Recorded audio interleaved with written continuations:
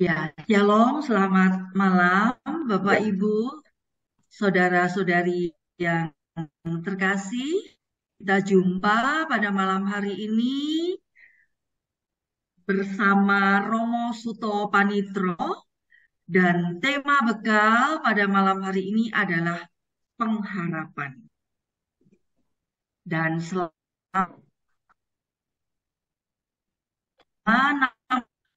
60 menit ke depan kita akan mendengarkan pemaparan dari diskusi dengan tanya jawab, dengan sharing, dapat menuliskan di kolom chat atau bisa bertanya langsung kepada Romo Suto. Baiklah, mari Bapak Ibu, sebelum pertemuan pada malam hari ini, marilah kita buka pertemuan ini dengan doa.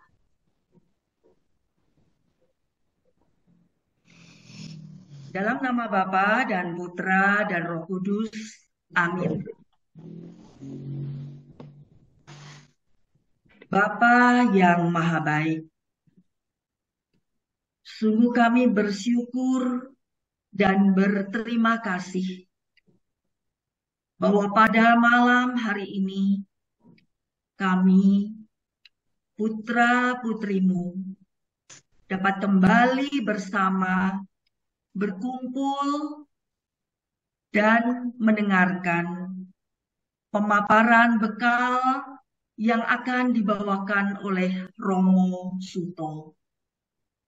Berkati kami semua ya Bapa, agar bisa mendengarkan, menyimak apa yang akan disampaikan Romo Suto pada malam hari ini. Terima kasih, terpujilah namamu Tuhan, kini dan sepanjang segala masa. Amin. amin. Dalam nama Bapa dan Putra dan Roh Kudus. Amin. Amin. Selamat malam, Romo Suto. Ya, baik. Ya, Jadi, silakan Romo Suto. ya, ini apa? Saya pilih apa yang diminta itu, yaitu untuk menjelaskan mengenai Advent. Tapi sebelumnya saya bicara ini, saya harus mengatakan saya sebenarnya bukan ahli kitab suci, jauh dari itu. Padahal dikatakan orang tidak boleh menginterpretasi kitab suci semaunya. Dan ini kita harus hati-hati.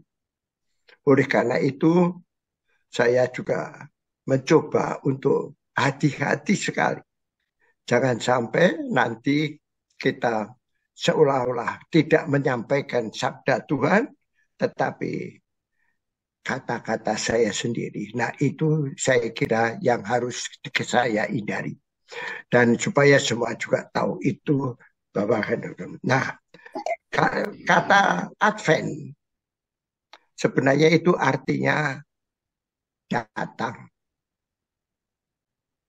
Ya. Siapa yang kita harapkan datang? Tidak lain adalah Allah sendiri. Datang yaitu apa yang dijanjikan Allah kepada kita. Di mana Tuhan itu mau menyelamatkan kita. Itulah yang sebenarnya apa kedatangan itu yang kita harapkan. Tetapi satu hal yang penting untuk selalu kita ingat,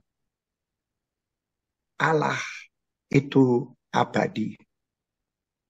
Apa yang dijanjikan Allah dan apa yang sebenarnya kedatangan Allah itu untuk apa?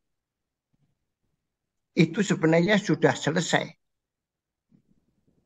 bagi Allah karena ia abadi. Ya, maka dikatakan di dalam banyak itu satu hari eh, itu bagimu adalah berjuta tahun.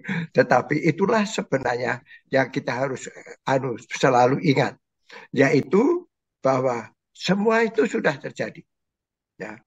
Maka Tuhan itu dikatakan setia, sebenarnya ini ungkapan manusia. Sudah selesai kok Tuhan. Ya. Tetapi bagi manusia yang ada di dunia, semua itu terjadi di dalam suatu proses. Ya, satu persatu. Nah, oleh karena itu, pertama, Advent oleh gereja itu juga digunakan untuk menantikan kedatangan Kristus di dunia, yaitu lahirnya Kristus, yaitu untuk kita sebelum Natal. Tetapi bukan hanya sampai di situ. Kedatangan Kristus tidak sampai di situ. Kedatangan Kristus itu harus di mana Kristus mempersembahkan hidup insaninya untuk keselamatan umat manusia. Karena manusia itu menghadapi suatu persoalan yang sangat mendasar, yaitu manusia mau hidup terus, tetapi tidak mau menghadapi kematian. Ini kan persoalan.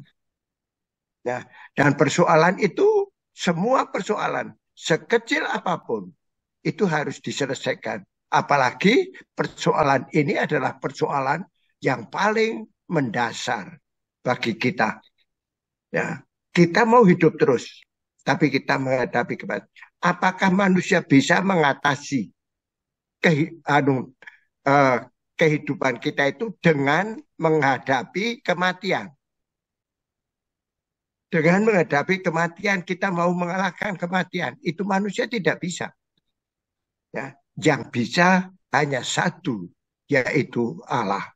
Maka Allah mengutus putranya yang bisa mengatasi kematian. Sehingga kematian itu dikalahkan dan justru kematian itu menjadi kelahiran suatu kehidupan abadi. Itu hanya Kristus.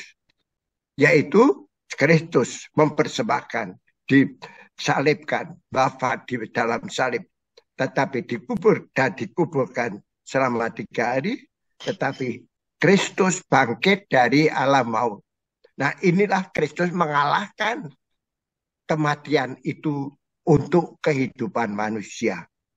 Satu hal yang penting di sini, supaya saya tidak terlalu mengenai kata-kata kitab suci, ya, supaya kita tidak terlalu banyak, saya tidak terlalu banyak menginterpretasi itu, tetapi apa yang sebenarnya kita imani di dalam hal ini. Maka saya pilih kata-kata yang dikatakan oleh Rasul Paulus kepada umat di mana? Efesus, Romo. Hah? Di Efesus. Ya, kata-katanya kan begini. Dan supaya ia menjadikan mata hatimu terang, agar kamu mengerti pengharapan apakah yang terkandung di dalam panggilannya. Betapa kayanya kemuliaan bagian yang ditentukan bagi orang-orang kudus. Ya, di sini sebenarnya kita mengharapkan sesuatu, yaitu kedatangan Kristus yang mengalahkan maut. Sebenarnya ini yang dasar. Maka apa yang sebenarnya kita harapkan, yaitu selesainya karya penyelamatan Kristus, yaitu pada pengadilan terakhir. Itulah sebenarnya yang kita harapkan. Maka kita harus, karena bagi kita itu di dalam suatu proses. Dan dalam proses kita itu banyak sekali kuasa-kuasa yang mau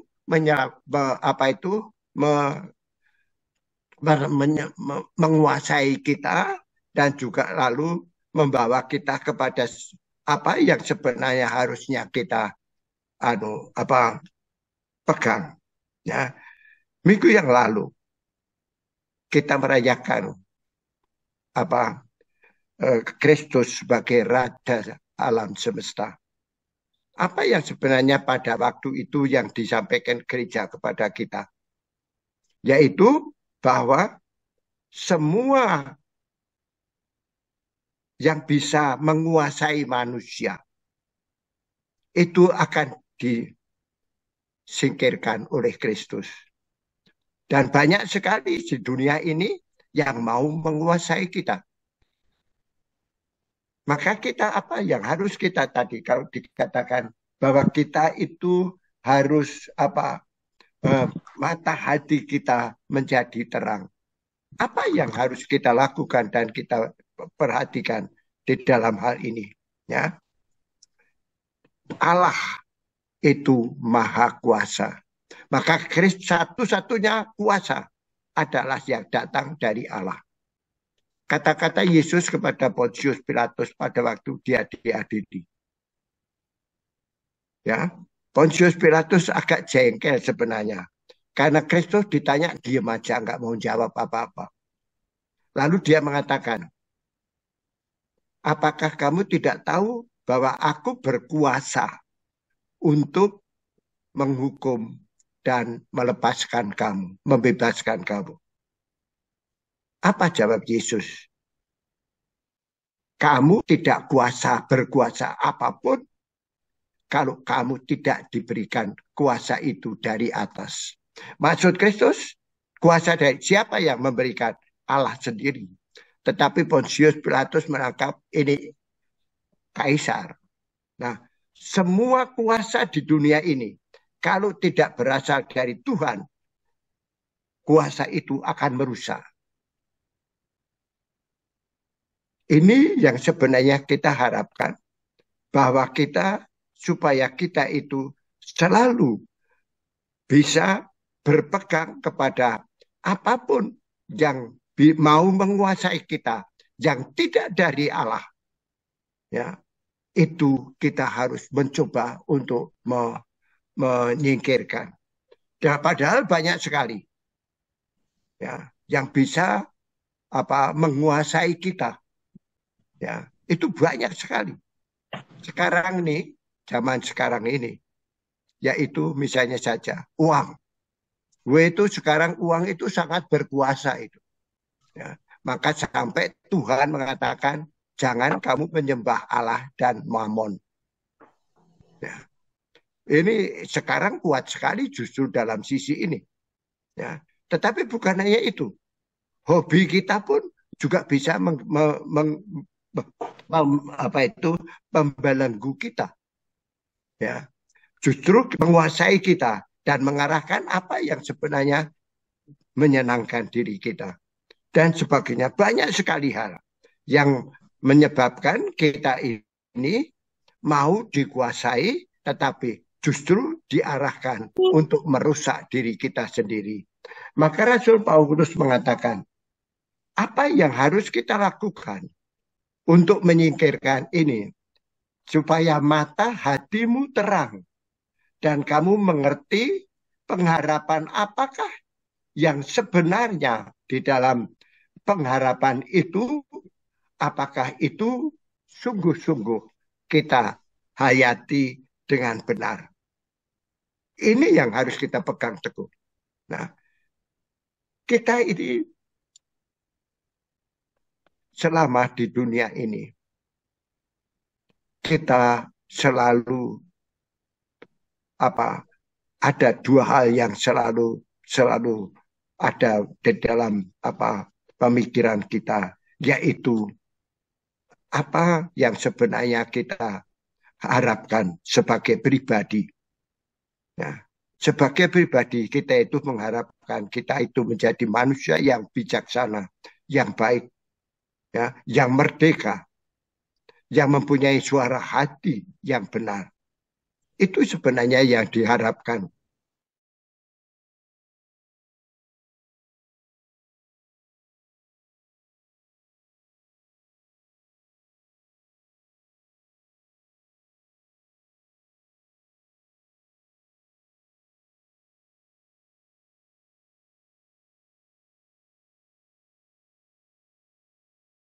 kita ada di dunia ini tidak akan pernah selesai.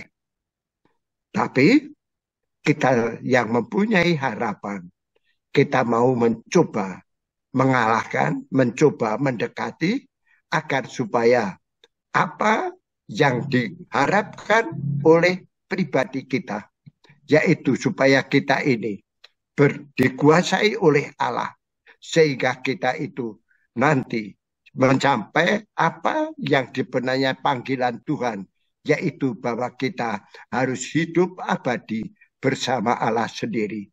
Ini yang harus kita pegang teguh di dalam kehidupan kita. Tetapi kita itu mudah sekali pelenceng. Ya. Apa yang kita pikirkan sebenarnya itu adalah di mana kamu seperti yang ada kamu pikirkan. Misalnya saja, orang misa, ikut misa. Tetapi pikirannya adalah rencananya untuk rekreasi. Untuk misalnya kemana dan kemana. Meskipun tubuhnya di gereja dalam sakramen Ekaristi, tetapi sebenarnya dia tidak ada di situ. Karena apa? Karena yang dipikirkan adalah sesuatu yang lain. Inilah yang sebenarnya kelemahan manusia yang selalu harus kita waspadai. Oleh karena itu, apa sih panggilan kita itu sebenarnya yang harus benar-benar kita pegang? Tuhan itu hanya memanggil setiap orang satu yang dikehendaki Allah, yaitu kita itu nanti kembali hidup bahagia bersama Allah. Ini yang harus kita pegang teguh. Tetapi dalam kehidupan kita sehari-hari, coba renungkan, apakah ini yang selalu menguasai kita dalam keadaan saya bagaimanapun? Saya kira kita lebih banyak dikuasai oleh macam-macam orang, macam-macam apa yang sebenarnya menjauhkan diri kita daripada apa yang sebenarnya menjadi panggilan kita yang harus kita lakukan di dalam kehidupan kita yang nyata sehari-hari. Inilah yang sebenarnya yang diharapkan oleh Tuhan. Kita mau menjawab panggilan Tuhan itu dengan supaya kita, apapun yang kita lakukan, berusaha untuk supaya kita tahu dan ingat, aku dipanggil untuk kembali kepada Tuhan, justru untuk hidup abadi bahagia bersama Tuhan. Apakah ini juga hidup di dalam kehidupan kita sehari-hari di dalam dunia ini? Disinilah saya kira kita harus berani untuk jujur. Banyak sekali hal yang justru mengacaukan diri kita. Sehingga apa yang seharusnya saya pikirkan itu jauh daripada yang seharusnya. Ya.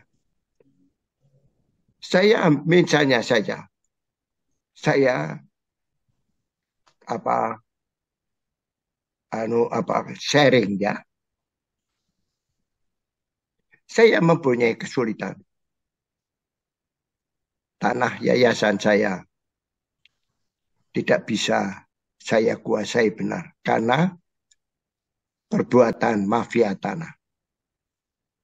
Sampai sekarang. Dari tahun 1975 sampai sekarang. Itu saya diombang-ambingkan untuk itu. Bahkan akhirnya mereka merampoknya. Nah, dalam hati saya mencoba apa yang panggilan saya itu. Lalu saya menyerahkan kepada Tuhan. Saya tidak bisa menyelesaikan ini. Tetapi saya percaya Tuhan pasti akan menyelesaikan persoalan ini. Ya. Tapi itu kok sampai sekarang berapa lama? saya pernah sambat ya, mengeluh kepada, kenapa kok Tuhan masih diam saja? Apa yang dijawab oleh Tuhan sendiri? Dalam suatu mimpi saya, Tuhan itu menjawab dengan jelas. Kenapa kamu diam saja, tidak mendoakan orang yang berbuat jahat terhadapmu itu?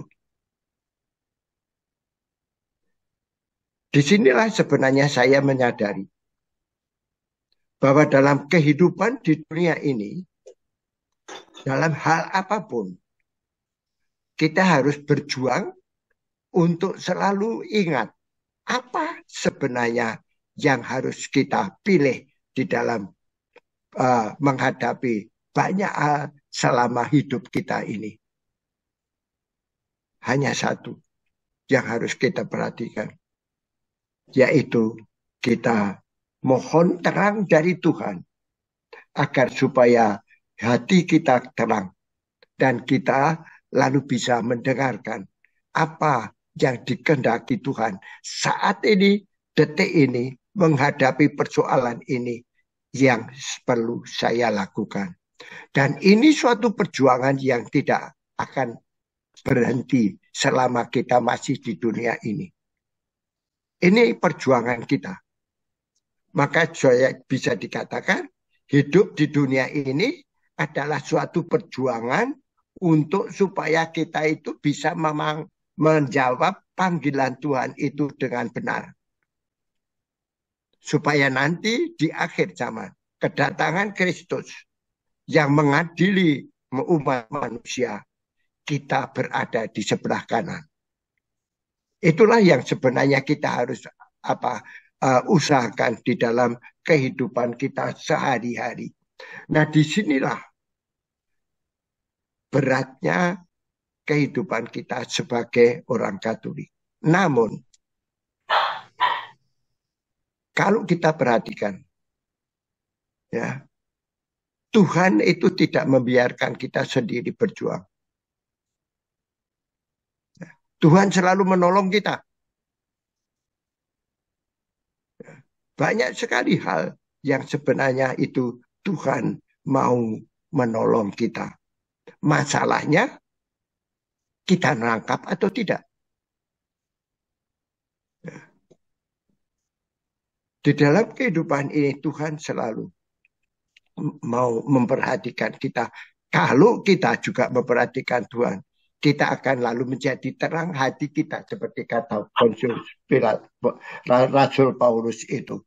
Sehingga kita sungguh-sungguh tahu sebenarnya saya harus bagaimana kalau saya mempunyai pengharapan bahwa nanti saya kembali kepada Allah dalam kebahagiaan hidup abadi. Nah, ini apa yang mau selalu begitu kan sukar sekali bagi manusia. Maka hidup di dunia ini juga suatu perjuangan yang tidak akan selesai. Ya. Kedatangan Kristus sudah selesai. Tetapi bagi kita ini masih suatu perjuangan. Supaya kita sungguh sampai kepada akhirnya memang kita menerima dan melaksanakan panggilan itu. Bagi Tuhan sudah selesai. Tetapi kita dalam hidup kita, setiap langkah hidup kita harus mencoba semakin mendekati apa yang dipanggil, panggilan apa yang diberikan Tuhan untuk kita. Apakah itu selalu menguasai panggilan Tuhan itu setiap langkah hidup kita. Ini yang adalah perjuangan. Dan perjuangan ini adalah sesuatu yang sangat-sangat berat. Namun, jangan lupa, kita tidak sendiri. Tuhan itu tahu kelemahan kita. Sungguh Tuhan tahu. Oleh karena itu, apa yang dikatakan Kristus? Tadinya Kristus mengatakan, Jangan khawatir. Aku akan menyertai kamu sampai akhir zaman. Ada tanda yang jelas di mana Kristus menyertai kita, yaitu sakramen Ekaristi. Sadarkah kita itu? Bahwa ini juga penyertaan Kristus supaya kita tetap dalam jalur, dalam langkah ke arah melaksanakan apa panggilan Tuhan itu. Tetapi itu pun Kristus juga masih juga menyadari dan mengakui kelemahan manusia. Oleh karena itu, dia juga masih memohon kepada Bapaknya untuk mengutus Roh Kudus menerangi dan menyertai kita. Disinilah terang itu akan ada dalam diri kita. Kalau kita juga menyadari kehadiran Roh Kudus, kehadiran Kristus di dalam perjalanan hidup kita ini. Ya. Allah selalu membantu kita. Dan caranya juga dengan sungguh-sungguh sesuatu yang luar biasa. Kalau kita sungguh-sungguh berusaha dan dengan penuh iman berusaha untuk itu. Tapi selama kita selalu tergoda, ya, selalu pikiran kita ke samping kemana-mana, nah disinilah kita lalu merasa apakah kita bisa sampai kepada apa yang seharusnya kita lakukan sebagai jawaban atas panggilan Tuhan itu. Saya kira ini yang bisa saya sampaikan supaya saya tidak terlalu menginterpretasi kitab suci saja, tetapi saya mau apa yang dikatakan dalam kitab suci itulah sebenarnya bagian dari yang kita imani supaya kita bisa melaksanakan itu dan sesuai dengan apa yang dikehendaki Tuhan, panggilan Tuhan itu kita bisa melaksanakan dengan jujur dan dengan apa adanya.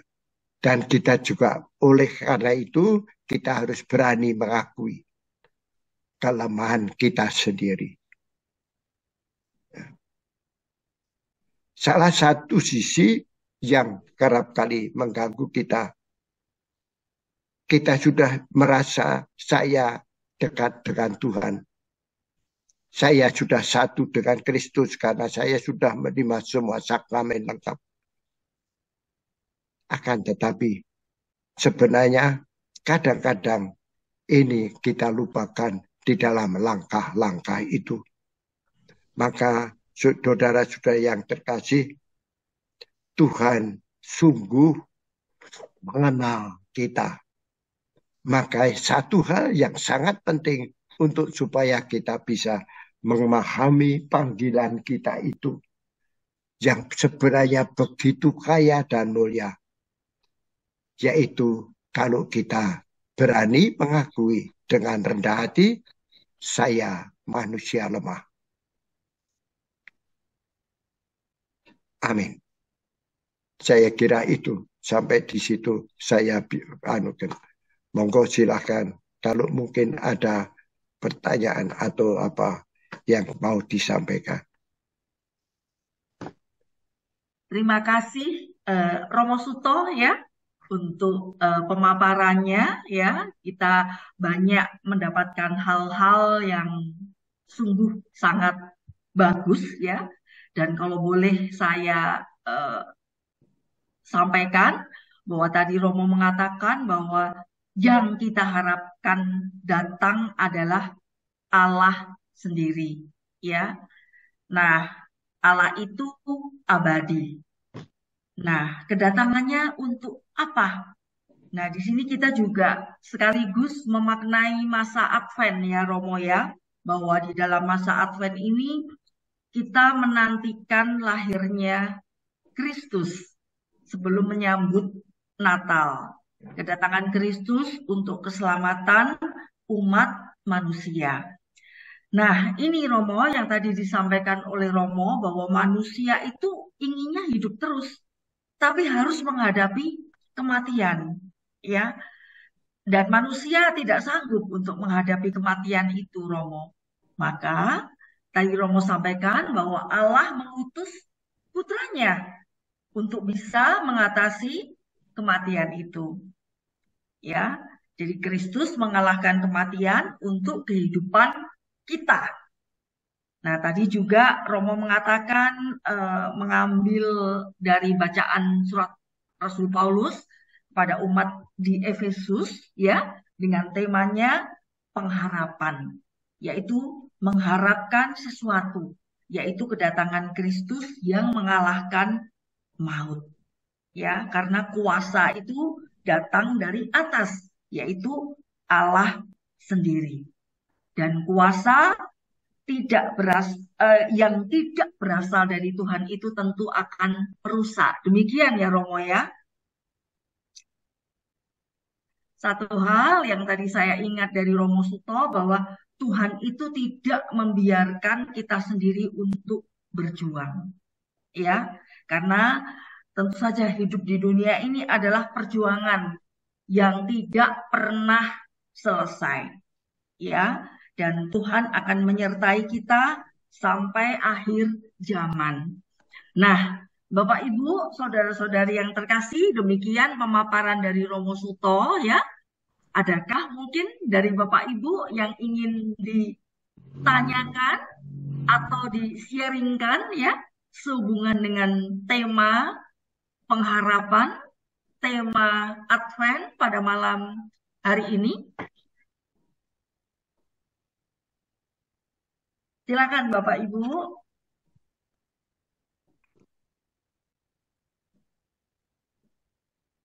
Atau saya akan memulai untuk menanyakan kepada Romo Suto ya Romo. Oh, silakan.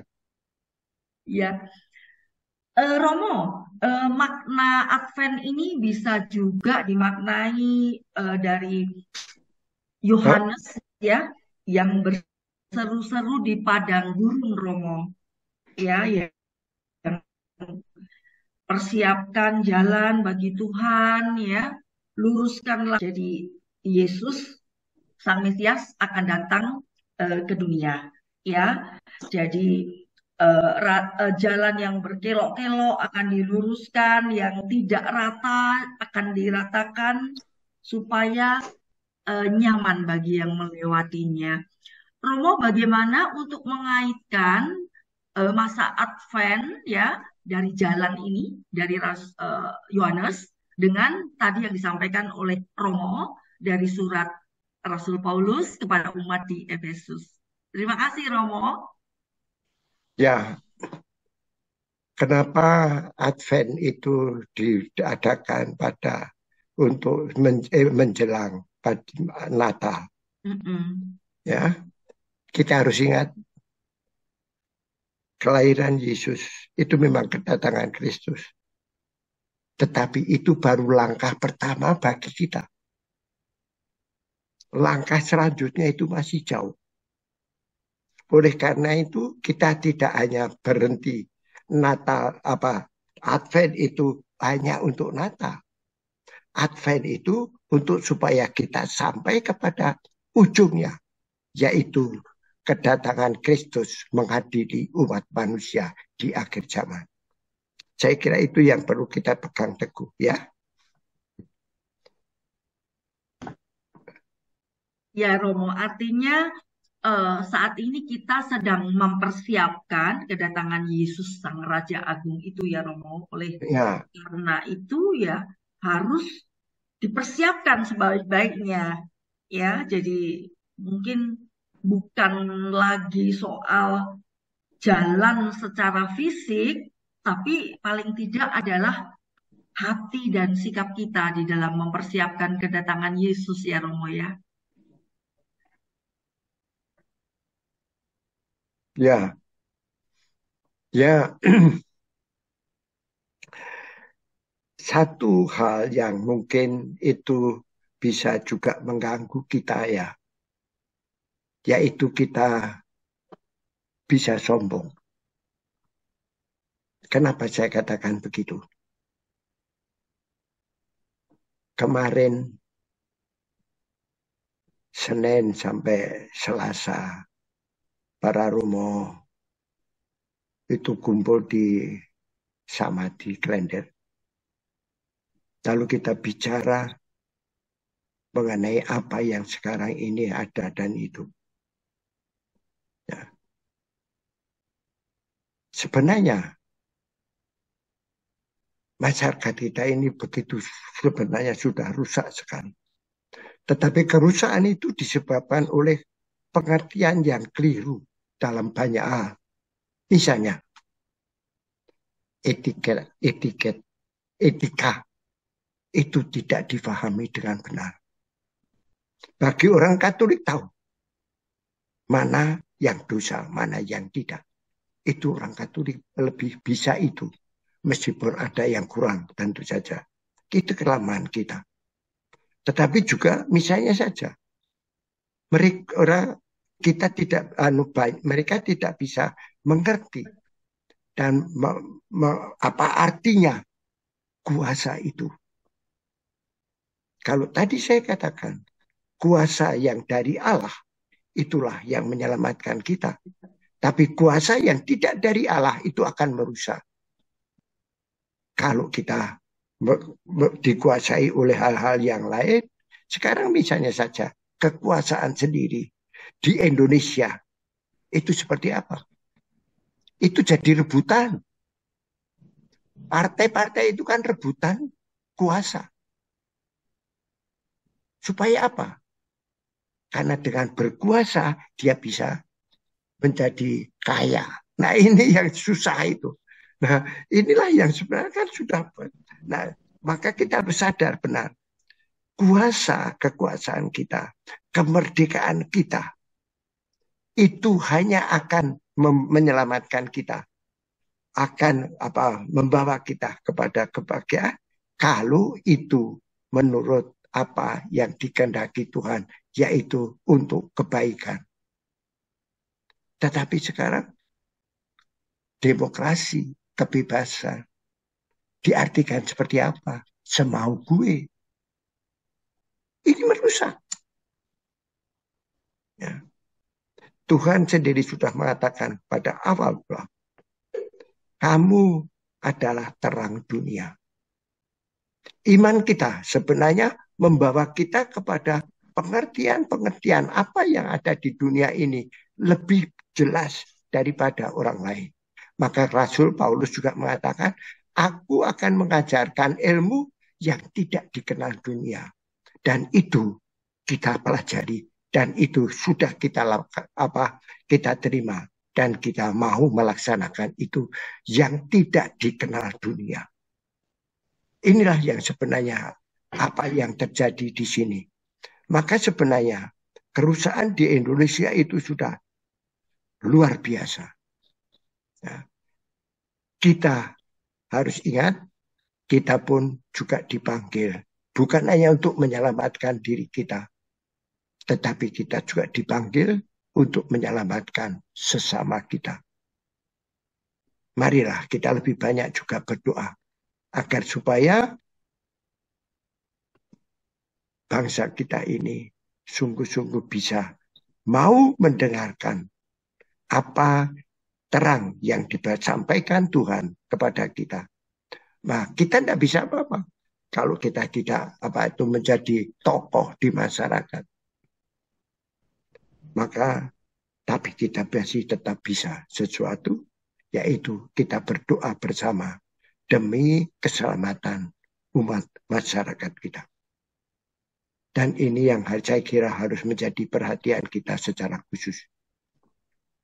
Doa-doa kita bersama itu akan sangat berarti.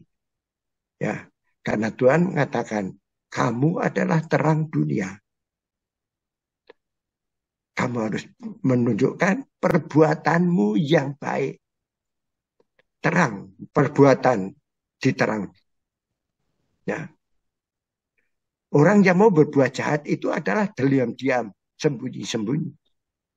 Tapi kalau kita dalam terang, kita hanya mau berbuat baik. Maka Kristus juga mengatakan, supaya orang lain melihat perbuatanmu yang baik dan memuliakan Bapamu di surga. Inilah yang sebenarnya kita harus sadari benar. Kita punya kelebihan. Apakah itu juga kita manfaatkan untuk keselamatan sesama kita? Dan itu tugas kita. Ya. Monggo, saya kira Baik. itu. Ya, terima kasih Romo. Memang untuk hal-hal yang akhir-akhir ini dialami oleh bangsa Indonesia, kita hanya dapat mendoakan mereka ya Romo. Untuk Ya, iya, karena masing-masing juga muaranya kita harus masuk ke dalam pertobatan, begitu ya ya, Romo ya. ya. Ya, jadi eh, dengan pertobatan ya setiap orang itu ya hendak melewati jalan hidup kita ya dengan relasi sehari-hari lebih baik dengan sesama Romo. Tentu hal ini cukup sulit ya Romo untuk kita melakukan pertobatan sehari-hari dalam hidup kita sehari-hari.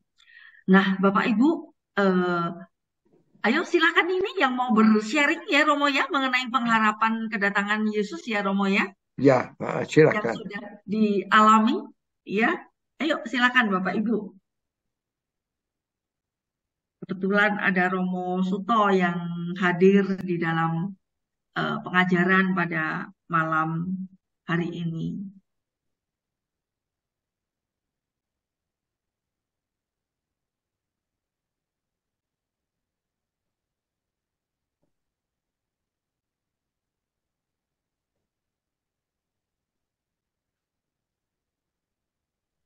Itu tadi yang mungkin disampaikan oleh Romo ya bahwa kuasa dari Tuhan dari atas, kuasa dari Allah sendiri itu akan memberikan pengharapan yang baik. Sebaliknya, kuasa yang tidak berasal dari Allah itu akan merusak.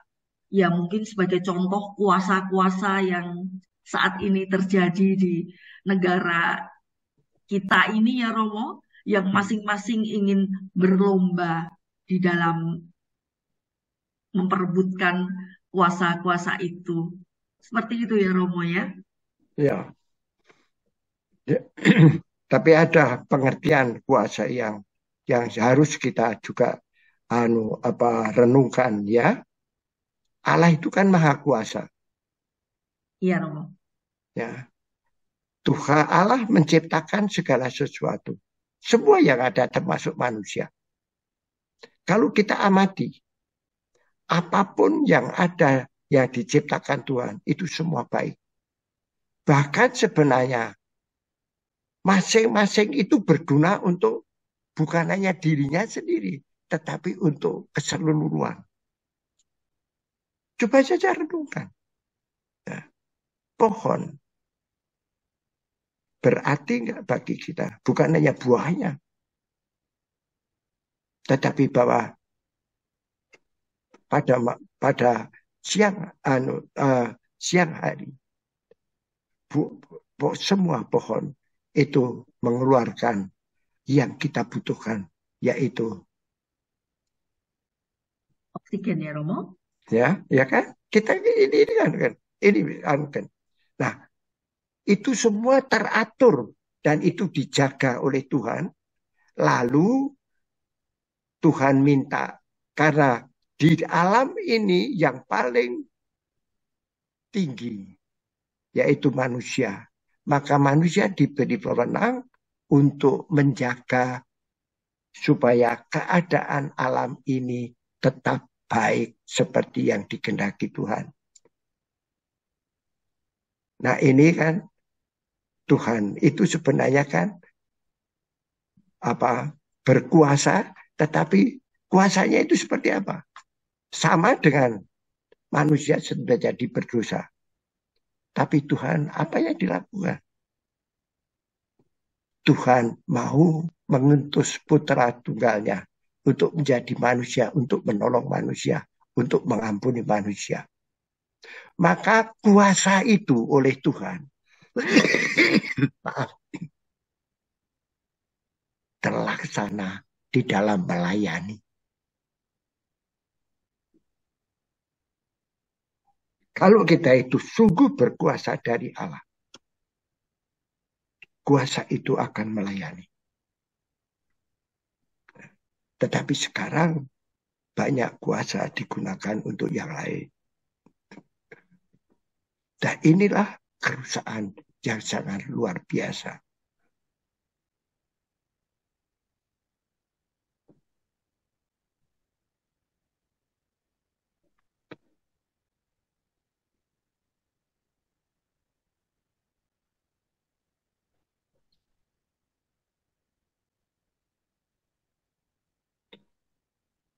Iya, Romo, menyalahgunakan eh, kekuasaan yang dipercayakan kepada kita. Seperti itu ya, Romo, intinya ya. Ya, ya, itu.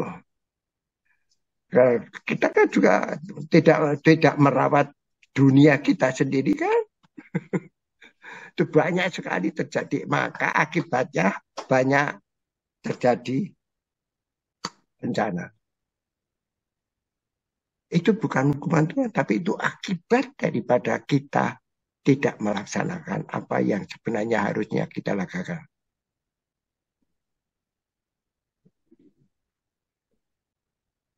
Iya,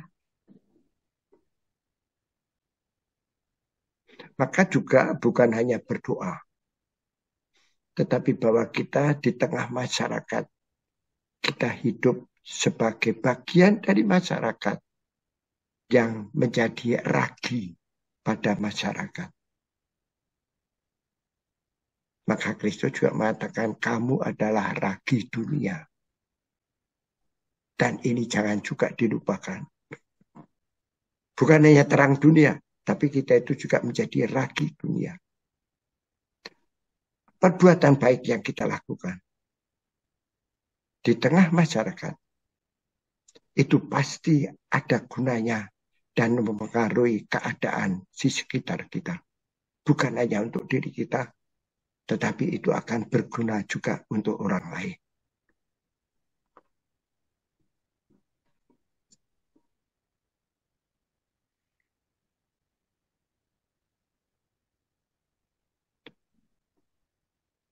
Maka singkatnya, tugas kita ini adalah kita menjadi sungguh-sungguh manusia yang bermartabat.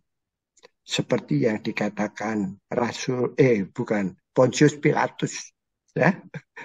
Pontius Pilatus itu digunakan Tuhan untuk menyampaikan sebenarnya wahyu kepada kita. Yaitu pada waktu anak buahnya, para serdadunya, yaitu memainkan Kristus, ya dijadikan sholat, jadi ini apa dipakai duri, ya mahkota duri dan sebagainya, lalu disambetkan. Ini kan dipermainkan, diludahi dan sebagainya. Dan pada waktu dia itu seperti seorang raja, dipakai pakaian ungu dengan tongkat, kuasa sebagai raja. Apa kata Pilatus kepada orang-orang Yahudi? Kalau bahasa Latin dikatakan ecce homo. Nah ini diterjemahkan dalam kitab suci salah. Diterjemahkan dalam kitab suci itu lihat manusia itu. Bukan. Kalau bahasa Latin itu diterjemahkan lihat manusia itu bukan ecce homo tetapi ecce hominem. Dan itu satu kalimat. Tetapi ini dua. Ecce sendiri, koma, homo. Lihat, itulah manusia. Kalau saya teruskan kata-kata Kristus ini, kata-kata Pontius Pilatus itu, kalau kamu mau menjadi manusia, jadilah seperti itu. Seperti Kristus. Dan ini yang harus kita lakukan. Dan itu berarti kita harus berjuang terus dengan memanggul salib. Maka sebenarnya menjadi Katolik itu sungguh-sungguh tidak boleh pisah dari salib. Kita selalu membuat tanda salib. Di rumah-rumah kita tanda berikan salib. Bukan hanya hiasan, tetapi ini harus mengingatkan kita bahwa kita harus berani memanggul salib untuk keselamatan. Bukan hanya diri kita, tetapi untuk semua.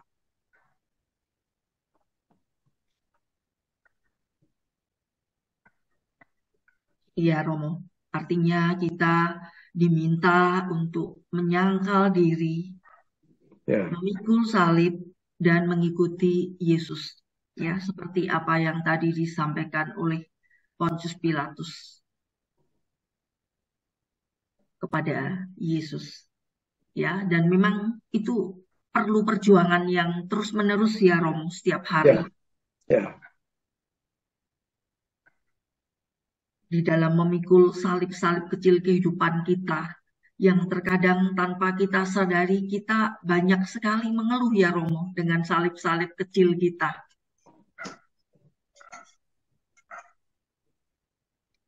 Nah, Bapak Ibu, ayo silahkan ini.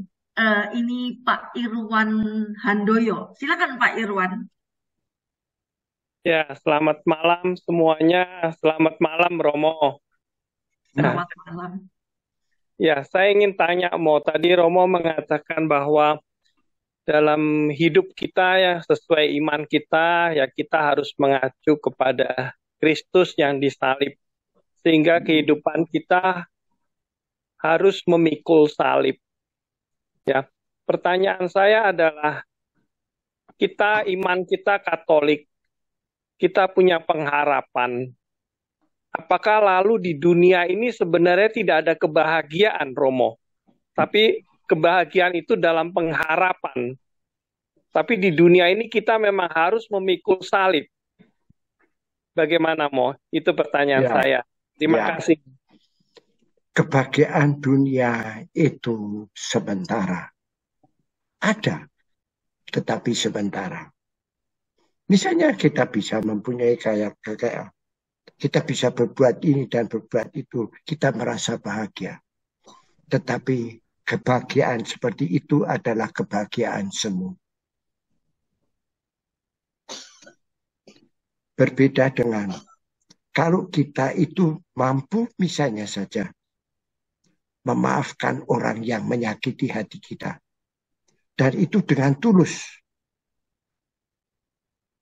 Di situ sebenarnya kalau kita benar-benar mau memaafkan dan menunjukkan bahwa kita memaafkan dia, kita sebenarnya merasakan suatu kebahagiaan yang tidak pernah bisa dianukan oleh orang lain. Ya ini sebenarnya kenapa manusia harus menderita? Karena manusia harus menghadapi persoalannya sendiri. Dan persoalan itu persoalan yang menyebabkan kita mau tidak mau menerima yang baik dan menghindarkan yang tidak baik. Misalnya saja coba, kalau di lingkungan kita akan dibujai orang atau mau semua orang, wah dia baik, berbuat begini, berbuat begitu, karena kita mau saja ikut sama mereka semua dalam hal apapun. Lalu kita diterima dengan mereka. Apakah itu yang diharapkan oleh Kristus? Tidak. Di situ kita harus menjadi terang. Di situ kita harus menjadi garam. Kita berbuat baik di tengah masyarakat. Itu sungguh-sungguh merupakan suatu salib. Itu sebenarnya, ya, bukan hanya kita menderita saja. Ya, Tetapi kita berbuat baik di tengah masyarakat yang hancur luluh seperti sekarang ini di masyarakat kita. Itu sebenarnya kita itu memanggul salib. Karena kita tidak seperti yang lain. Tetapi itu kita menjadi keselamatan. Bisa menangkap yang saya maksudkan, Pak Irfan?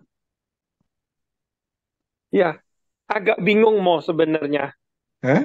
Bagaimana bisa merasakan di dunia ini salib itu sebagai kebahagiaan apa?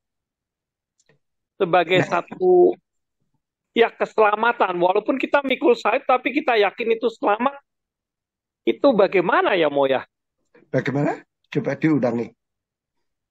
Bingung dalam arti salib. Salib itu kan pengertiannya hal yang menyusahkan Penderitaan. ya. Tapi bagaimana itu bisa lalu bisa dianggap sebagai hal yang membahagiakan juga gitu Mo? Ya, wah, itu memang kita harus bisa mengalami sebenarnya.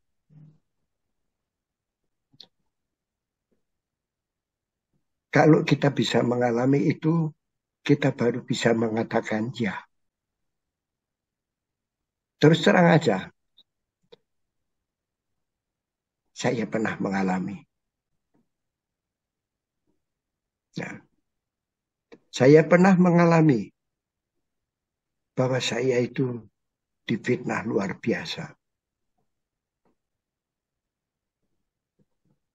Yaitu saya dilaporkan kepada Vatikan bahwa saya selama di Timur Timur katanya saya mau membuat gereja tandingan. Dan itu ada bukti-bukti. Saya diadili oleh KWI. Tetapi itu tidak pernah diselesaikan. Bukti-bukti yang jelas. Apa yang saya perbuat. Dan itu Pak Beni sendiri menjadi saksinya. Tetapi tidak selesai sampai sekarang. Maka sebenarnya saya berontak. Ya. Tetapi Tuhan menuntun saya. Ya. Tadinya pemikiran saya aneh. Goodbye dunia. Maka sebenarnya saya mau lari. Meninggalkan dunia. Bukan untuk mati. Bukan untuk bunuh diri, tidak. Tapi saya mau meninggalkan. Ya. Tetapi Tuhan menuntun saya. Kenapa saya sampai di halaman Romo-Romo Rahib di Roboseneng. Itu mereka meninggalkan dunia. Dan disitulah sebenarnya kebahagiaan. Maka saya mengatakan, oh saya harus menjadi rahib. Tetapi Romo Abbas mengatakan, ya surat dari uskup harus ada. Tidak bisa. Akhirnya saya boleh di situ, tapi saya harus pulang. Akhirnya saya kalah. Saya pulang. Meskipun uskupnya sudah 3 minggu bingung mencari saya tidak ada. Nah, tetapi akhirnya saya pulang. Tetapi di tengah jalan pun waktu pulang, saya setan masih masuk dalam hati saya. Wah lah kok kayak gini kok saya harus terima. Nah, kalau gitu saya mau jadi Luther Indonesia aja. Hebat ya saya. Dan saya sudah mau melakukan. Tapi Tuhan melihat lain. Ya. Tuhan aja mengingatkan. Kamu belum berdoa. Oh ya, saya ingat. Ya, saya belum berdoa. Dan waktu itu saya pegang buku. Ambil buku doa. Dan saya berdoa. Tapi belum 5 menit. Buku doa saya tutup, saya lemparkan. Apa yang terjadi? Itu kena kitab suci. Dan kitab suci itu jatuh, terbuka, tapi terbalik.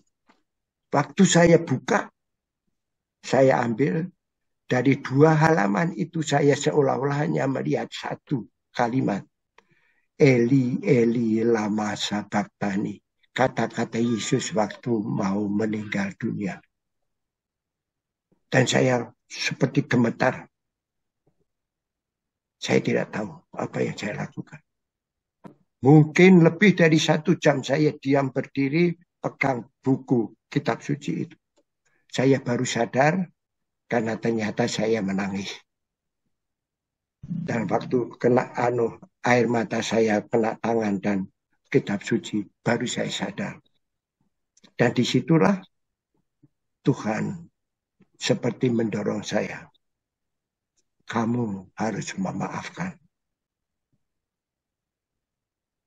Saya harus memaafkan orang yang memfitnah saya itu. Itu masih berontak sama Pak. Tetapi Tuhan membantu saya. Ya. Dan akhirnya saya berlutut dan mengatakan, baik Tuhan, aku akan memaafkan. Dan disitulah saya merasakan kebahagiaan yang luar biasa. Mungkin Pak Ivan juga bisa melihat ya hari raya penampakan Tuhan, ya, menunjukkan kebahagiaan Tuhan. Waktu Yesus menunjukkan kebahagiaan hidup abadi dan kemuliaan hidup abadi di gunung kepada 3 rasulnya. Apa reaksi Pak Petrus? Betapa bahagianya di sini. Kita mau di sini, tidak usah pergi membangun 3 untuk kita dan untuk Kristus dan untuk Nabi Elias dan itu. Kita bahagia, kita di sini. Tapi Yesus mengatakan, tidak, kita harus turun. Tapi jangan mengatakan ini kepada siapapun.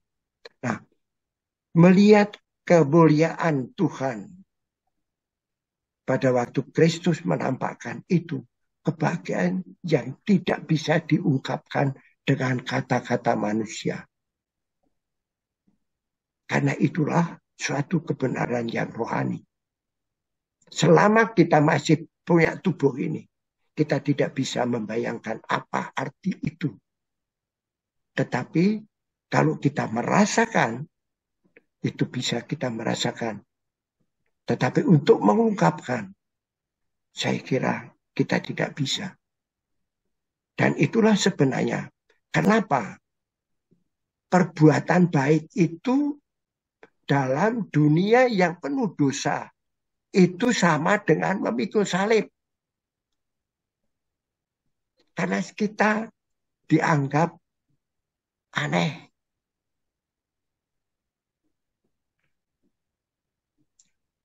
Bahkan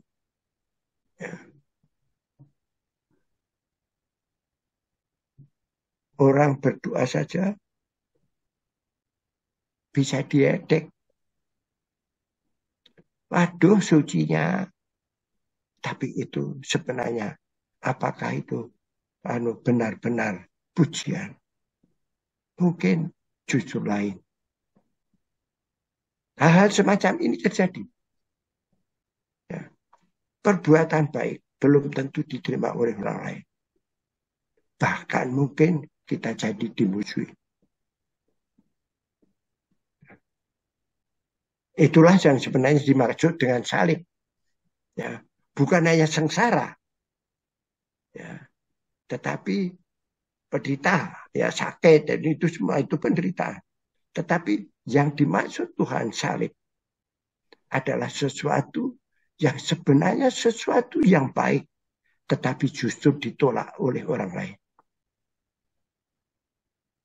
Dan itulah bagi kita salib. Apakah kita mau mengikuti mereka? Nah itu lalu kita lakukan. Kalau kita tidak mengikuti mereka, berarti kita mau menerima salib itu. Ya, Pak Eva mungkin bisa menangkap ini. Ya, terima kasih Romo. Ya, ya. Jadi bukan ya itu. Ya, terima kasih Pak Irwan. Ya, ayo silakan ini yang lain lagi Bapak Ibu. Ya, makin menarik ya Romo Suto ya. Ternyata arti salib juga perbuatan baik dalam dunia yang belum tentu diterima oleh orang lain ya Romo ya. Ya. Ya, seperti eh, kecenderungan untuk korupsi, tetapi kita tidak mau melakukan itu juga salib ya Romo ya.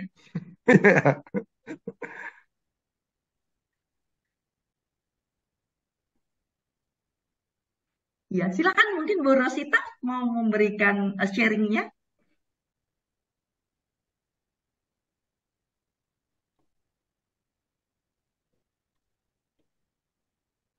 Romo, luar biasa Romo, cerahannya. Tetapi saya mau bertanya nih Romo, Ya. kalau kita, kan tadi Romo mengatakan kalau kita tidak ikuti eh, kejahatan dunia, berarti kita menggendong salib. Benar kan Romo? Bagaimana kalau Ya, kalau kita dunia nih penuh kejahatan, tapi uh, kita mau jadi orang bener dah ya, ceritanya gitu ya Romo ya. Berarti kita menggendong salib, ini bener kah? ya, Itu ya, ya, ya, ya. Jadi oh, kalau dunianya itu pada anu dosa, kita lalu berbuat baik, kita kan disingkirin, ya. ya kan? Tapi akhirnya Romo, kita sendiri seringkali merasa kehilangan Yesus. Gimana tuh Romo? Ayo, Yesus Ya, gimana? Gitu kan? Ketika ya, seperti Romo gitu kan tadi Romo sharing ya tentang urusan Romo, Romo eh, dijahatin orang gitu ya. ya. Romo merasa gak Yesus kemana? Kok hilang sih gitu kan? Merasa gak kayak gitu? Sering gak Romo kayak gitu? Ah, pertama kali ya, tetapi lama-lama tidak. Ya, bahwa saya begitu apa digitukan orang itu karena ditinggalkan Tuhan tidak. Justru saya merasakan Tuhan bersama saya. Merasa ditinggalkan Tuhan itu seolah-olah kita mau kalau apa kita melakukan sesuatu yang baik itu dipuji orang, ya kan? Tetapi pujian orang itu bisa bisa justru membuat kita menjadi tidak bijaksana, bisa menjadi kita menjadi sombong. Oleh Tapi karena Romo, itu, hah?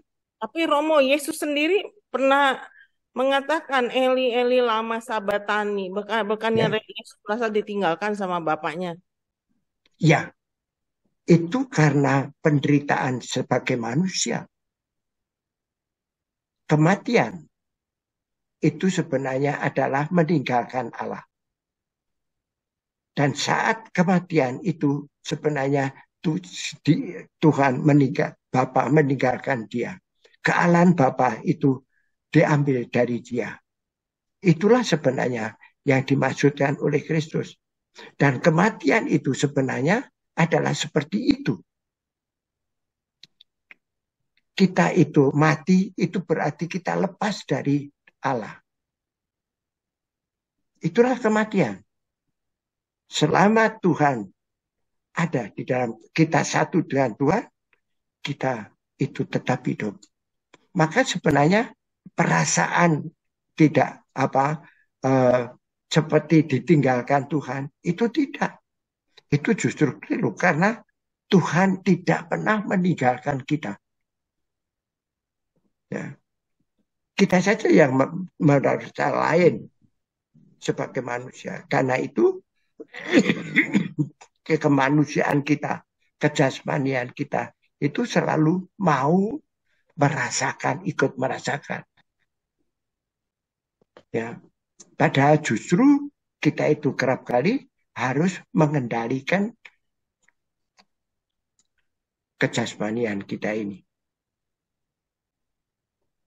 Dan mengendalikan kejasmanian kita itu sungguh-sungguh sesuatu yang sebenarnya merupakan suatu ya, yang dikatakan itu tidak enak.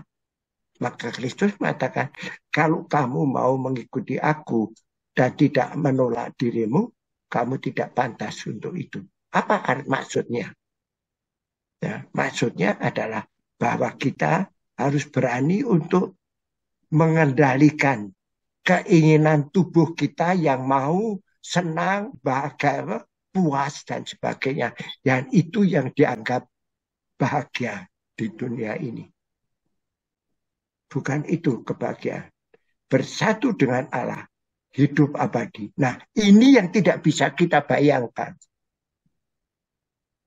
Saya juga tidak benar bisa membayangkan. Saya tidak bisa tahu. Ya. Saya tidak bisa benar-benar saya tidak bisa menjelaskan. Ya. Karena saya juga belum pernah mengalami itu. Tetapi Kristus mau menunjukkan kepada kita, itulah sebenarnya kebahagiaan yang sejati. Sebenarnya bukan hanya itu, Bu. Banyak sekali sebenarnya kata-kata Yesus yang sangat penting untuk kehidupan kita. Ya, Kristus waktu bersama dengan Pontius Pilatus itu banyak sekali yang sebenarnya itu mau menyampaikan sesuatu yang penting untuk kita. Ya, misalnya saja pada waktu Pontius Pilatus bertanya, apakah kamu raja? Kristus menjawab, bukan, kamu yang mengatakan. Tetapi kerajaanku bukan dari dunia ini. Untuk itulah aku datang dan lahir di dunia untuk memberi kesaksian tentang kebenaran. Nah, di sini ini sebenarnya kunci. Ya. Tidak ada manusia di dunia ini yang tahu kebenaran secara utuh. Misalnya saja, bahwa dia itu bicaranya baik sekali dan memberi pandangan begini. Kita tahu nggak hatinya? Kita tidak pernah bisa tahu. Dan apa yang sebenarnya kebenaran itu? Kita hanya bisa mengatakan, oh itu dia baik karena perbuatan itu. Tetapi satu perbuatan itu sebenarnya tidak identik dengan kebaikan. Meskipun dia menandakan kebaikan. Misalnya kejujuran. Oleh karena itu, Yesus kepada kita itu mau menunjukkan kebenaran. Yaitu misalnya, kamu itu harus hidup abadi. Siapa yang bisa menjelaskan hidup? Hidup di dunia ini saja saya tidak tahu harus menjelaskan gimana. Dan menjawab apa. Apalagi Kristus mengatakan, tujuanmu adalah hidup abadi. Hidup abadi itu seperti apa?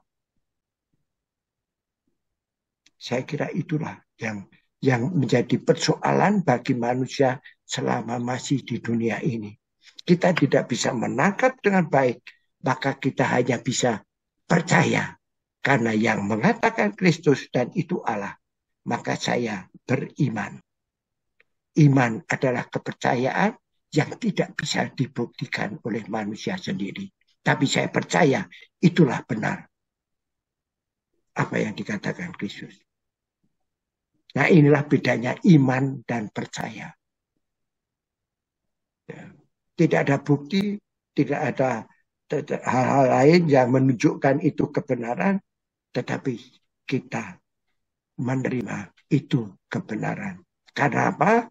Selama di dunia ini, kita menerima semua kebenaran itu adalah rohani. Maka kita hanya bisa menangkap kebenaran itu melalui tanda. Tetapi kita harus ingat, tanda itu tidak identik dengan kebenaran yang diungkapkannya. Jauh dari itu. Ya. Nah, di sini ada ahli hukum nggak? Mengenai keadilan misalnya saja. Itu sebenarnya ditangkap oleh manusia sudah. Maka di dalam para ahli hukum dia mengatakan begini, kalau manusia mengatakan inilah keadilan di dunia yang paling tinggi, akhirnya harus dikatakan itu sama sekali adalah keadilan yang tidak adil. Ini menunjukkan kepada kita bahwa selama di dunia ini kita tidak bisa mengerti, memahami kebenaran itu seutuhnya. Karena tanda-tanda itu bisa banyak sekali yang menunjukkan itu. Dan itu tidak semua bisa kita kumpulkan sampai itu menunjukkan satu yang kebenaran yang sejati. Kita hanya bisa percaya. Kita hanya bisa beriman terhadap kebenaran yang disampaikan Tuhan. Ini juga kita harus sadar. Dan untuk itulah satu hal yang sangat penting kita kita harus sadari, itu perlu rendah hati. Kalau kita tidak rendah hati, sukar untuk orang menjadi orang beriman. Tidak mungkin bahkan untuk menjadi orang beriman kalau orang tidak rendah hati. Orang juga bisa sombong. Maka Kristus mengatakan, apa yang saya berikan kepadamu, yang saya letakkan di bahumu, itu sebenarnya ringan. Kalau kamu mau belajar dari saya, kata Yesus, karena aku lemah lembut dan rendah hati. Maka kalau kamu mau bisa menerima apa yang sebenarnya tampaknya itu salib dan itu berat, itu akan ringan kalau kita rendah hati. Bahwa kita manusia yang harus bertanggung jawab atas segala kekurangan-kekurangan kita sendiri. Dan apalagi dosa-dosa akibat dan akibatnya. Itulah yang harus kita sadari benar. Oke?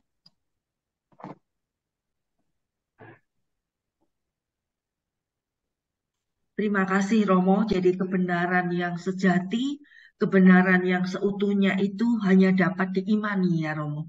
Ya, selama di dunia. Iya, tentu selama di dunia. Nanti kita akan melihat kenyataan yang sebenarnya kalau kita sudah bersama Kristus, tubuh kita sudah dimuliakan di dalam kebangkitannya, kita akan tahu, oh inilah. Sekarang kita itu anak-anak Allah kan? Iya. Tapi seperti apa karena menjadi anak Allah? Kita belum tahu. Nanti kalau kita sudah, itu benar. Ya kita benar anak Allah. Ya, jadi tetapi kita baru tahu, oh jadi anak Allah itu seperti itu. Itu baru nanti. Sekarang kita hanya beriman. Hanya bisa iman bahwa kita ini anak Allah. Maka kita harus hidup sesuai dengan Bapa kita. Nah itu semua lalu iman. Yeah? Iya, benar. Dan tadi Roma juga mengatakan bahwa dengan beriman itu diperlukan kerendahan hati. Tentu tidak mudah, Romo. Ya, itu penting. Nah, sebenarnya bagaimana ya Romo? Ya. Iya, bagaimana ya Romo untuk bisa mengupayakan agar kita dari waktu ke waktu bisa bersikap rendah hati, Romo? Ada hal-hal yang mesti Ya, kata-kata Yesus itu banyak itu untuk menolong kita dalam hal itu. Misalnya saja, kita ini terhadap Tuhan, kita ini hanya hamba. Siapa sih lebih pintar daripada Tuhan? Gak ada. Kita itu hanya hamba yang melaksanakan apa yang dikehendaki Tuhan. Nah inilah sebenarnya katakanlah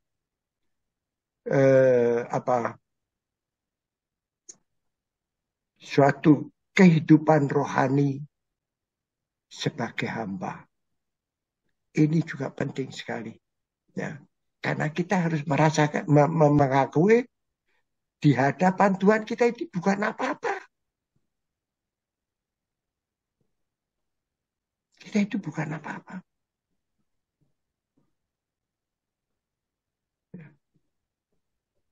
Tuhan yang begitu baik kepada kita. Nah, itulah yang menyebabkan kita kadang-kadang malahan kita menyalahgunakan itu. Lalu kita menjadi sombong. Nah, itulah lalu malahan kita menjauh dari Tuhan.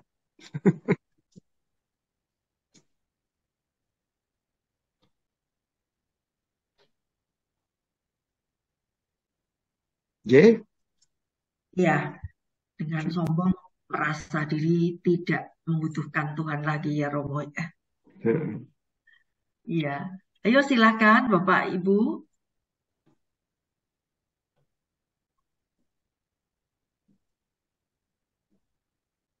Masih ada yang mau silakan. Iya, mumpung ada Romo Soto langsung dijawab langsung ya Romo. Hah? Langsung Bulusi, dijawab ya. Iya. Bulusi boleh, Oh ya silakan Ibu. Bulusi boleh tanya sama Romo. Boleh Ibu. Siapa namanya Ibu? Ada yang mengatakan bahwa Oh Bu Eti. Ya silakan Bu Eti. ini Eti Bulusi. Iya, kok nggak tercantum namanya? Iya, Bu Orang Eti. mengatakan kan Romo, janganlah memikul salib yang tidak perlu gitu Romo. Memikul salib yang tidak perlu. Jadi contohnya gini Romo, pada waktu kasus peristiwa Mei 98 itu kan banyak sekali perkosaan di mana-mana ya Mo ya.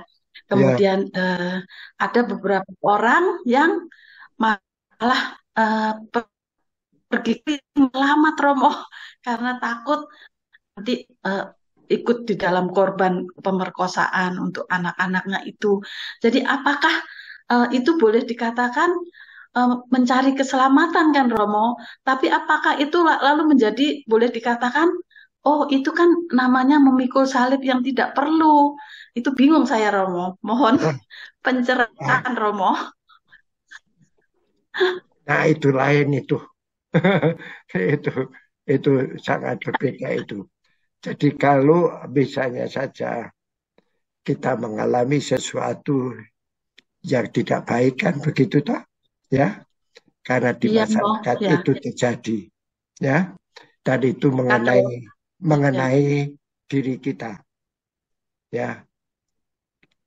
Sebenarnya bukan lalu kita itu ini salibku yang tidak perlu. Bukan itu. Itu pun juga salib kita. Ya. Itu pun juga salib kita. Kalau kita juga memaafkan apa yang dilakukan orang yang tidak baik terhadap kita itu. Sebenarnya di sini adalah mengenai kita menerima itu atau apa kita mau membalas. Di situ. Bukan menerima salib itu yang tidak berguna, yang dipaksakan seolah-olah begitu kan itu ya, bukan. Ya. Apa banyak sesuatu yang kita alami yang sebenarnya kita tidak kita duga kok saya mengalami semacam ini, ya, dan itu kita tidak duga, itu bisa saja terjadi. Lalu kalau begitu kita tidak menduga sama sekali, lalu apakah kita harus, oh ini bukan salib, kalau saya terima dengan memaafkan orang yang menyebabkan saya begitu. Tidak. Kita harus tetap, kalau kita mau berani untuk memaafkan, itulah sungguh-sungguh menjadi salib kita. Ya. Salah satu sisi daripada menerima salib adalah kita mau bertanggung jawab, mau menerima sesuatu yang tidak menyenangkan itu, karena itu juga akibat daripada dosa-dosa manusia. Ya itu memang agak sulit untuk difahami dengan benar ya. Jadi jangan memandang salib itu hanya penderitaan. Ya seperti apa sama orang dia begini atau begitu, itu bukan hanya itu ya, tetapi sesuatu yang tidak menyenangkan dan tidak enak saya terima, saya apa itu kebetulan itu dilakukan kepada saya, sikap saya yang benar dan itu adalah menerima sebagai salib. Kalau kita mau memaafkan, itu sebenarnya sikap yang diberikan oleh Tuhan kepada kita. Tuhan mau menerima akibat dosa orang lain itu dengan menyerahkan hidup insaninya bagi keselamatan kita semua. Dan itulah yang harus kita tiru. Maka coba lihat itu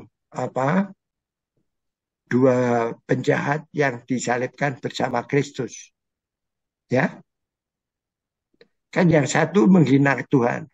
Kamu kan katanya anak Allah, bisa begini, selamatkanlah dirimu dan kami. Tapi temannya menegur dia. Dia dihukum mati, tetapi dia tidak ada salah.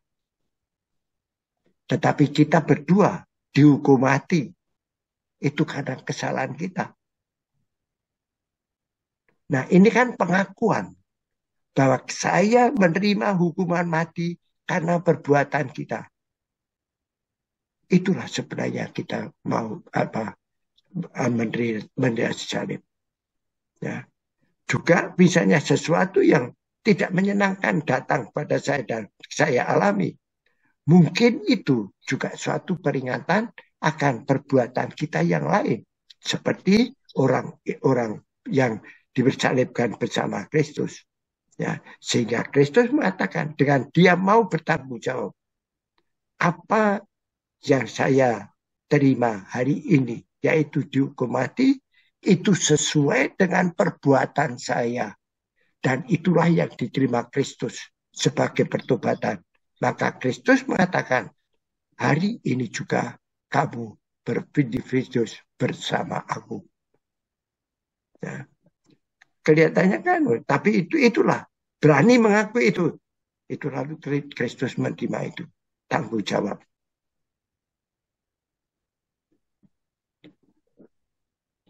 Jadi kalau kita menerima sesuatu yang tidak enak, itu juga jangan dianggap apa, tetapi itu juga bisa merupakan peringatan bagi kita sendiri. Itu. Kita harus berani untuk introspeksi. Ada hubungannya enggak dengan hidup saya, dengan perbuatan saya? Kok saya menerima seperti itu? Nah ini lalu kalau kita bisa begitu, kita juga akan bisa melihat bahwa mengalami dan juga mengetahui bahwa sebenarnya Tuhan itu selalu mau menolong saya. Mungkin peringatan itu tidak menyenangkan. Ya, kadang-kadang menegur orang untuk kebaikan itu kan tidak enak. Tetapi banyak orang senang bisa ditegur lalu memperbaiki. Tetapi juga banyak orang juga yang tidak menerima teguran itu. Seolah-olah itu dia seolah-olah tidak bersalah apa-apa. Ya. Nah itulah suatu kesombongan. Bukan kerendahan hati. Dan itu dia akan merasakan berat kalau dia dianggap begini atau begitu.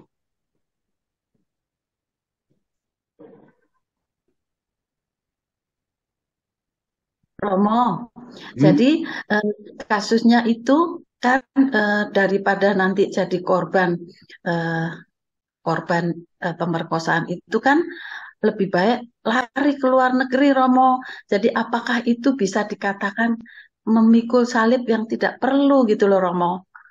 Oh, Jadi menghindari itu, apakah iya menghindari itu itu memikul salib yang tidak perlu. Ya, iya, sebenarnya apakah bisa dikatakan begitu, Romo? Daripada itu menyingkiri, menjadi itu apa itu menghindari, ya toh. iya, Tetapi Romo, kita harus mencari melihat, keselamatan. ya, Iya, ya, apa kita anukan itu. Tetapi kita sebenarnya bisa melihat dari sisi lain, yaitu bahwa Tuhan sendiri juga apa kadang-kadang menunjukkan kepada kita bahwa kita sendiri juga diperlakukan seperti itu. Mungkin ada sesuatu yang lain di dalam diri kita yang sebenarnya tidak sesuai dengan yang dikehendaki Tuhan. Itu harus dikontreksi dulu. Ya. Itu kalau dia hanya beda menyingkir, ya, Romo ya. dia hanya menyingkir, kan berarti aku itu orang baik. Kok begini? Nah itu lalu kita lupa. Kita adalah manusia yang lemah. Dan ini hanya kita bisa katakan begitu kalau kita dengan kerendahan hati. Maka bukan hanya menyingkir itu lalu berarti apa memikul salib yang tidak perlu, bukan. Itu sebenarnya kita kurang memahami bahwa tidak apa kita kurang menggunakan apa yang kita alami yang tidak baik ini, yang tidak menyenangkan ini sebagai koreksi untuk diri kita sendiri.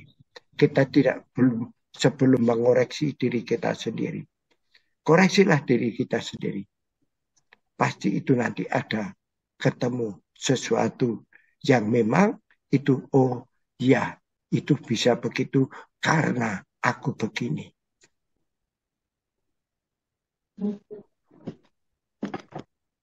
Ya, itu memang berat itu.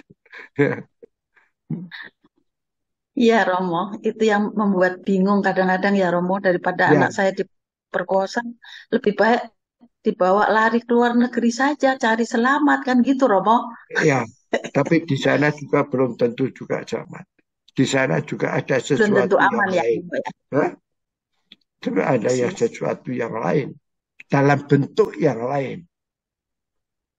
Ya, Ya, ya. sebenarnya apalagi di luar negeri sekarang ini, di Eropa, banyak sekali sebenarnya yang menjauhkan kita dari Tuhan. Sekarang ini. Ya. Sekarang ini dunia itu sebenarnya sudah bukan hanya Indonesia, tapi seluruh dunia dalam situasi semacam ini. Kita pergi kemanapun, Tuhan ada. Jadi kalau kita tidak pergi pun, Tuhan ada di sini, membantu saya.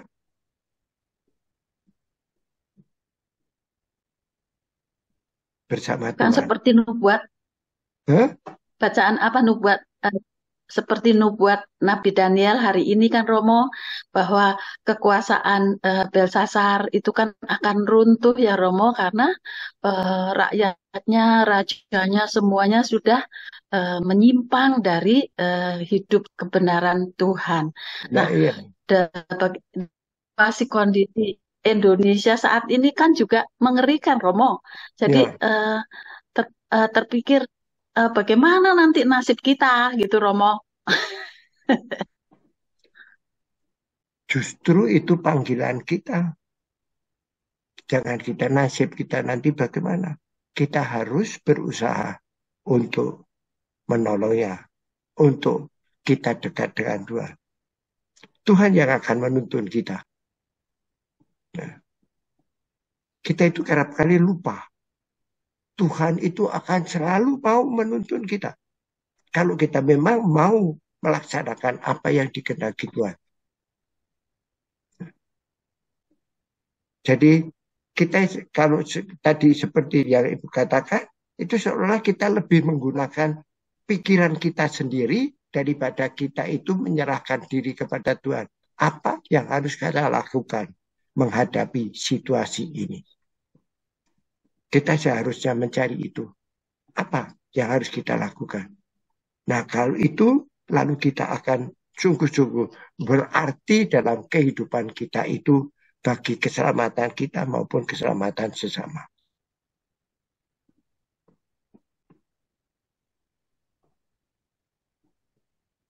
Ya.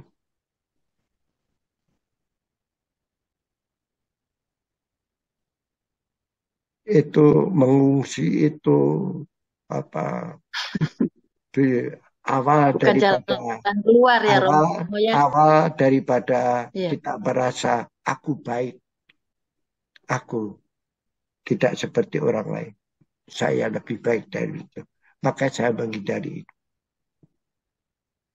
Tapi bukan caranya begitu. Melarikan diri ya Romo. Ya, Ya Romo. ya. Baik Romo, terima kasih.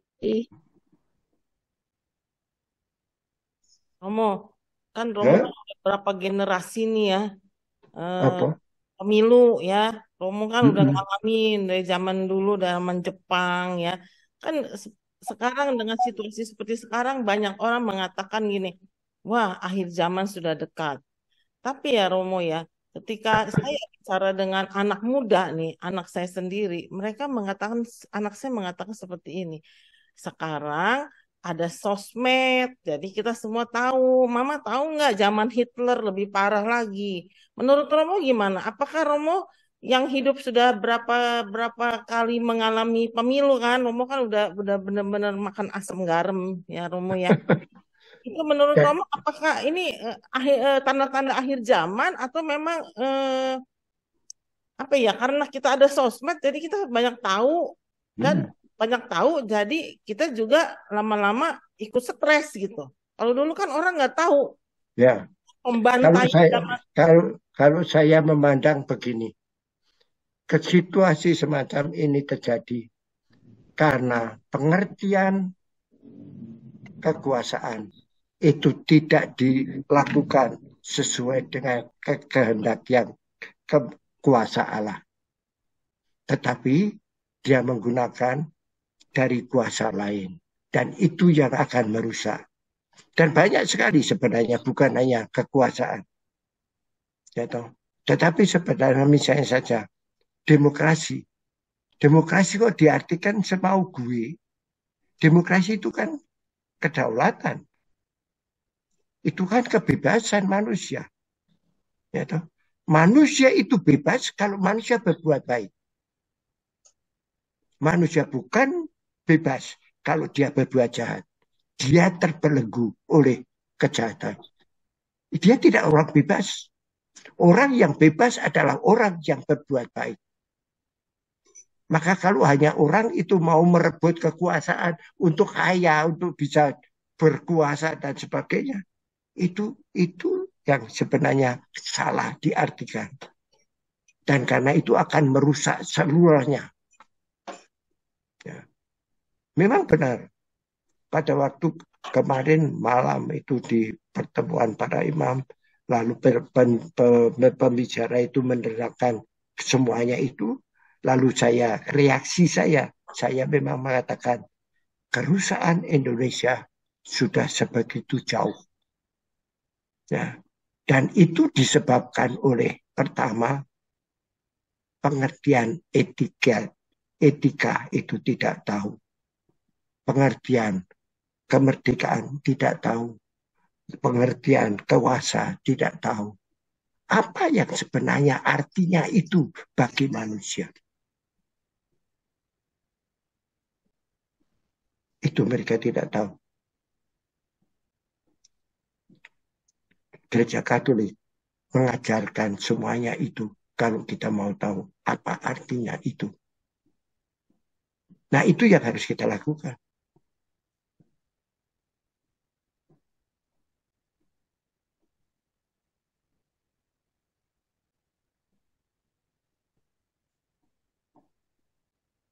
Ya, Baik, memang sekarang ini suasana itu luar binasa, luar biasa, yang juga membinasakan, merusak, benar. Tetapi kita punya Tuhan. Dan itu sebenarnya tidak dikehendaki oleh Tuhan. Maka kita harus berani dengan rendah hati berusaha untuk supaya semuanya itu tidak terus berlarut-larut.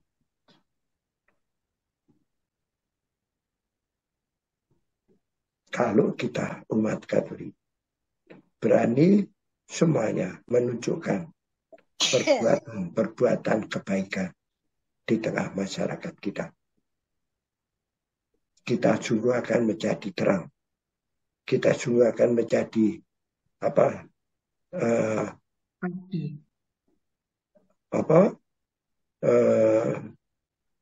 ragi yang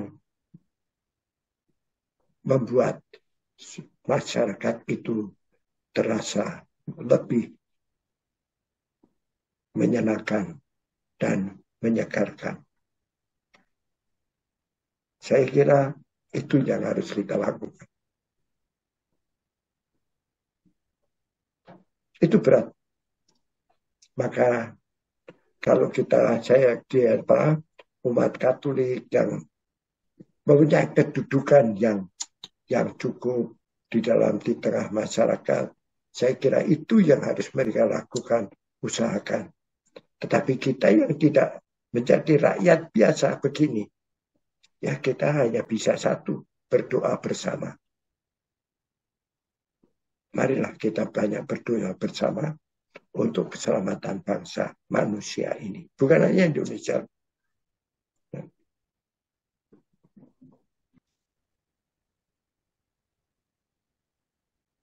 Terima kasih Romo untuk pemaparan dan jawaban-jawaban yang benar-benar membuka pikiran kami ya mengenai arti salib itu sendiri.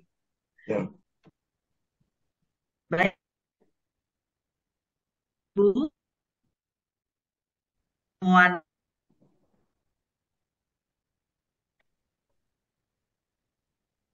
dalam nama Bapa dan Putra dan Roh Kudus.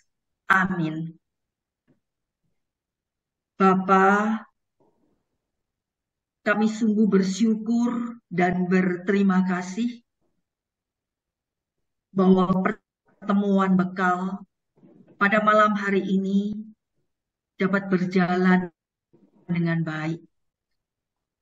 Dan kami banyak menimba inspirasi dari pemaparan yang diberikan oleh hamba-Mu, Romo Suto. Bapa, berkatilah Romo Suto dengan kesehatan yang baik, sehingga dapat terus mengabdikan diri dan hidupnya di dalam pelayanan kepada umat-Mu ini. Bapa, semoga juga di dalam menyambut Advent, kami dapat mempersiapkan hati dan sikap kami untuk lebih meneladani Yesus, Putra-Mu. Dan mampukan kami untuk dapat dan mampu memanggul salib-salib kecil kita. Mau menerima sesuatu yang tidak menyenangkan yang ada di sekitar kami. Dan mampu menjadi terang dan ragi di dalam hidup kami. Bapa, sebentar kami akan undur diri. Berkatilah kami di dalam istirahat, agar esok pagi kami dapat bangun dengan hati dengan pikiran yang segar untuk memulai pekerjaan dan aktivitas kami masing-masing. Amin. Marilah kita mohon berkat dari Romo Suto Ya. Tuhan bersamamu. dan bersamamu juga.